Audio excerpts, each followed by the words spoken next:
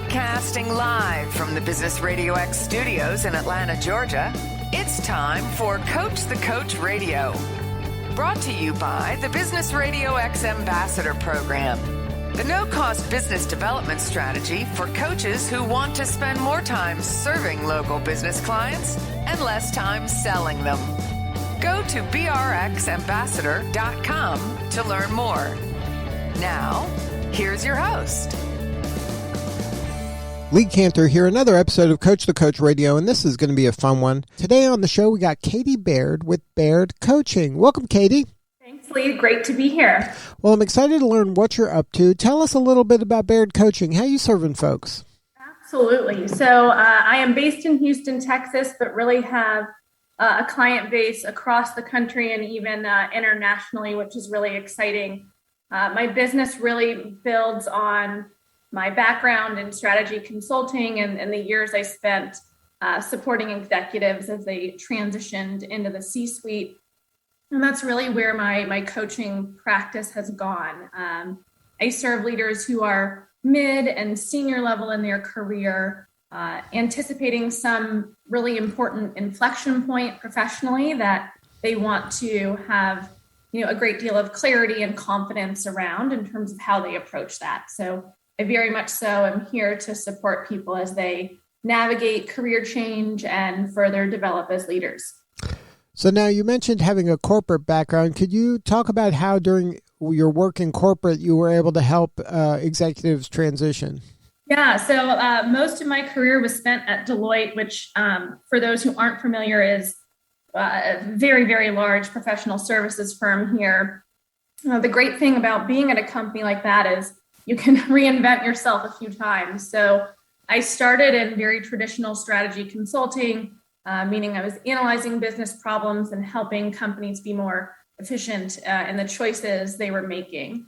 And that led to work with a group called the Deloitte Greenhouse. When I started with them back in, I think 2013, we were about 30 people nationwide out of a company of, 150,000. So we were a tiny sort of startup, and our focus was around helping to accelerate relationships for the firm by really carving out a space for senior leaders to come and think without interruption about their strategy and really wrestle with nebulous business problems. So I supported not only designing those day-long sessions, but also facilitating them, which is ultimately what led me to my first academic coaching program at Rice University about 4 years ago. So now, having gone through corporate and then being involved in consulting at the level you were in, you still felt it necessary to actually get a, more academic program of coaching to feel confident in order to deliver coaching? I'm glad you asked that. Yes, I did. So, the coaching market these days has really exploded. I would say it's probably oversaturated. And just like my background in consulting, it can be very easy to call yourself a coach, just like it can be pretty easy to call yourself a consultant. And for me, I really wanted to understand the foundations of this profession. And for me, that meant going back to the classroom. So Rice has a wonderful program very focused on emerging leaders and the role that sort of coaching tools and methodologies can do to help business leaders. So I started that and have since sort of advanced in my accreditation with the International Coaching Federation.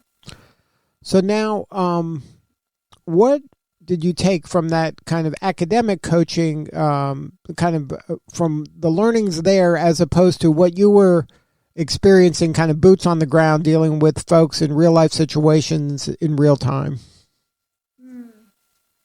The lessons from the classroom have been really applicable to my profession. I think the biggest thing for me in my practice has been really embracing this idea of, I call it leading from behind. So I am there to really support my clients to accelerate their thinking, to give them a space to look at their challenges and contemplate things from a variety of dimensions. And I really want to use my line of questioning and my listening and insights from what I'm hearing them to help further their progress as they're unpacking those problems. And to me, that's really what stood out in the program at Rice, was just the incredible impact that you can have when you really just hold the space for somebody to explore without just without a whole lot of requirements and pressure put on them. Now, was that a difficult transition to go from kind of wearing a consulting hat for so many years, where you're there to solve a problem and implement a solution, to a coaching hat where it's more about asking questions and having the client self-discover the answer? It definitely could be. I think, if anything, early on, it made me a better consultant when I was still in that world, because you want to make sure that you're answering the question to the right problem. And in order to do that, you need to be really curious and unpack things and look kind of beyond the face value of what you may be seeing in the business challenge. So coaching was really helpful in that regard. I'd say when I made my transition to my coaching practice full time, it actually was probably more of a challenge for my clients to adjust to. And I think that's because a lot of people see my background, they see Deloitte, they may know the name, they may loosely understand strategy consulting. And if they don't necessarily understand what coaching really is about, they may want me to give them the answer or help solve the problem for them. And I think there are probably plenty of coaches that are fine with that and work that way. My hesitation and the reason I don't really bring consulting into my coaching business is that I think it makes the solution really less sticky. And I want my clients to really be confident and in control and have that clarity around where they're going next, what those choices are, so that they can continue that momentum without me. Like, that's success, is that, they don't need me as a coach anymore. Now, having spent time now in both camps, the consulting and the coaching camp, why do you think there is a firm like a Deloitte, like you said, with 100,000 consultants, and there isn't a firm that has 100,000 coaches? I think coaching is, there's a few reasons. Coaching can be harder to, I would say, standardize. It is much more, I think, of a unique and sort of preference-driven profession than consulting. And so I would imagine it would probably be hard to really coalesce a mass of coaches around a single methodology or approach to the work. Certainly I think you're seeing important work being done in that space by kind of governing bodies like ICF. And I think you're seeing some early efforts of that to really democratize coaching. If you look at like the Better Ups and the coach hubs of the world that are trying to bring coaching at scale to junior level people at companies at, frankly, a really, really low price point. I think that's probably the most we've seen so far in terms of establishing a firm around coaching. Now, do you see coaching as integral as consulting, especially to senior level folks? Because as coaching becomes more and more available, and it seems like, as you said, that it's being kind of offered, it used to be offered obviously to just a handful of people in a given firm, and now it is kind of moving its way down the ladder to more and more folks. Do you see this as becoming almost a must-have addition to any type of an organization rather than a nice-to-have? Absolutely. So to your first part around it being integral at the leadership level compared to consulting, I would say it's more important. I think businesses have become overly reliant on consultants for talent and for answers.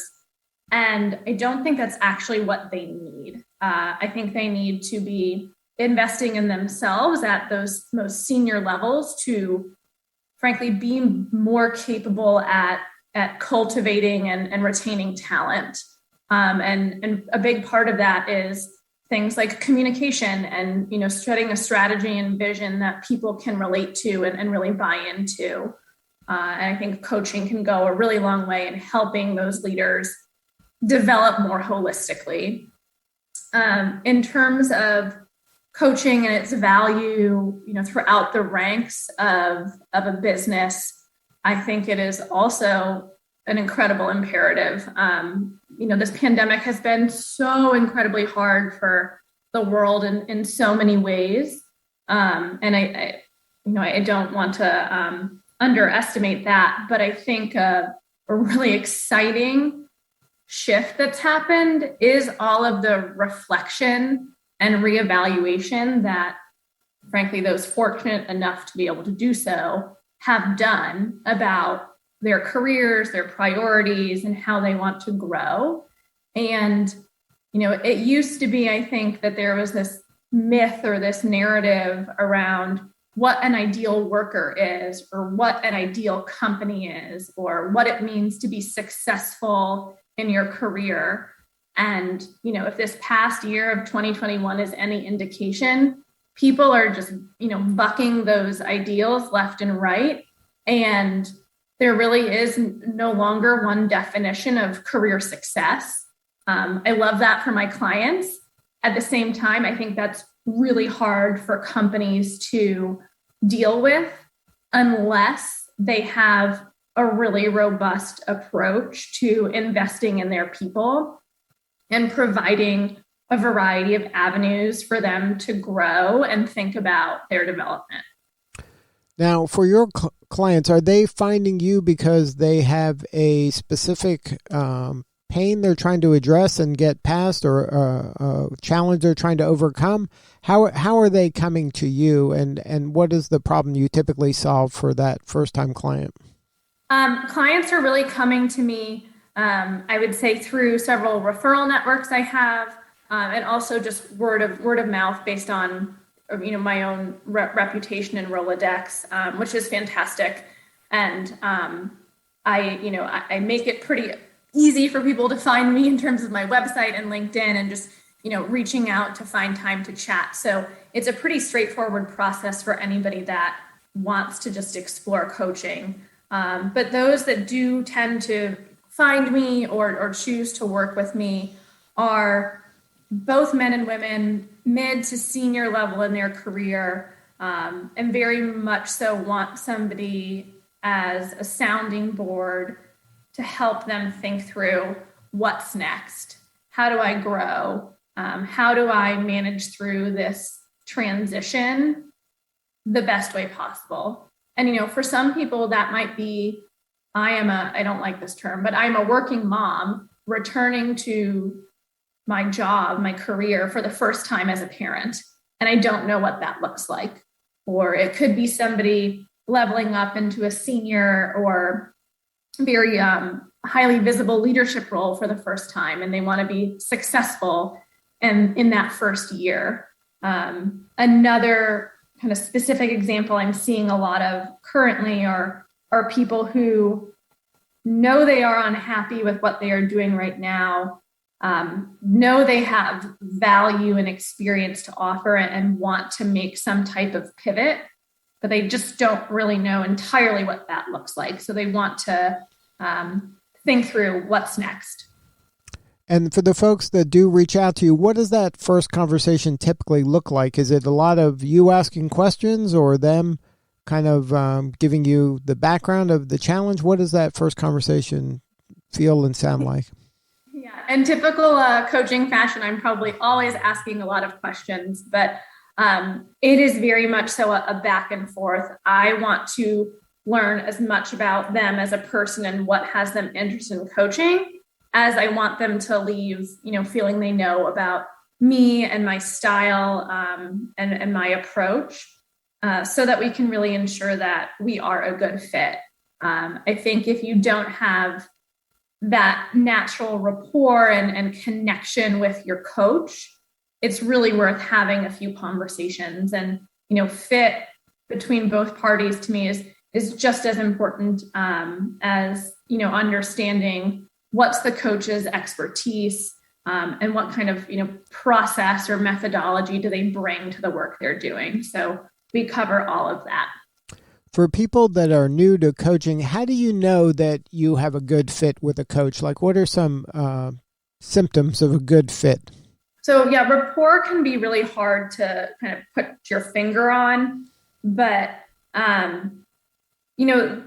at least where I'm focused in this sort of career space and leadership development, these are serious conversations. It can be intense. It can be a lot in terms of what you're contemplating.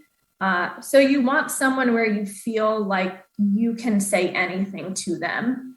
And that is because, there's no idea here that we won't entertain or that we won't unpack. So you want to find a coach where you feel comfortable exploring out loud. I think for me, when I think about some of the best clients I've had in terms of our relationship, they really value a coach who is going to challenge them, who's going to ask tough questions, who's going to push their thinking. And so you want to make sure that you are with somebody who you feel comfortable kind of having that back and forth with.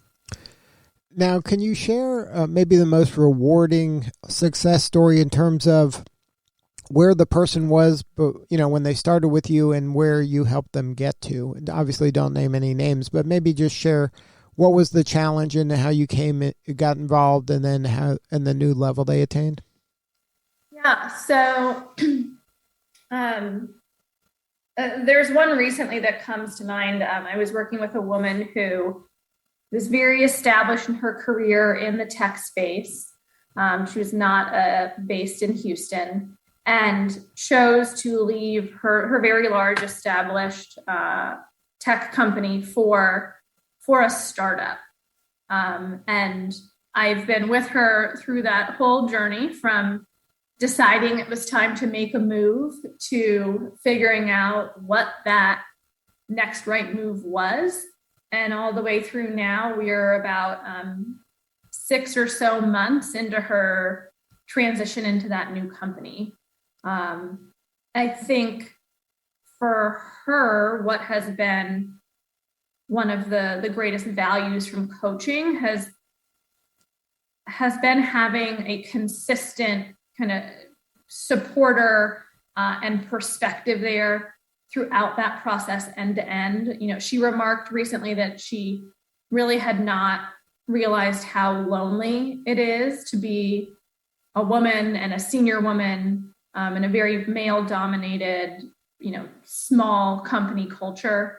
And so being able to really help her think through relationship building and setting a strategy in this new role, and how she goes about building a brand for herself in this new culture has been really exciting. And I think, set her up for success in the long term with this new startup. Well, congratulations on all the success. If somebody wants to learn more, have more substantive conversation with you, what is the website? Yes, it is KS, which are my initials, and then Baird, BAIRD, coaching.com. And they can also find me on LinkedIn under Katie Baird. Well, Katie, thank you so much for sharing your story today. You're doing such important work, and we appreciate you. Thank you so much, Lee. It's been a pleasure to talk with you. All right, this is Lee Cantor. We'll see you all next time on Coach the Coach Radio.